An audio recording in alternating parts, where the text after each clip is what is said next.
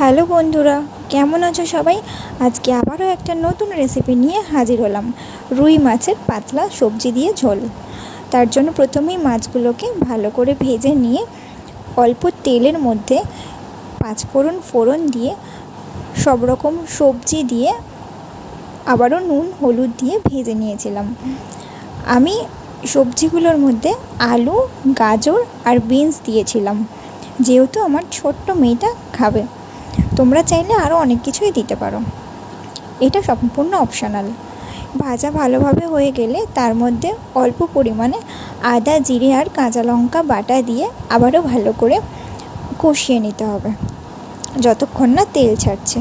তারপরে আমি মাছ ভাজাগুলোকেও দিয়ে একবারেই অল্প অল্প করে কষাই, তাতে ভেতরে একটু ভালো জুসি ব্যাপারটা আসে। তোমরা চাইলে পরেও দিতে পারো। ভালোভাবে কষানো হয়ে গেলে ওপর থেকে পরিমাণ মতন গরম জল দিয়ে আবারও একটু নেড়ে চেড়ে ভালোভাবে ঢাকনা দিয়ে ঢেকে দিতে হবে যতক্ষণ না ফুটে উঠছে।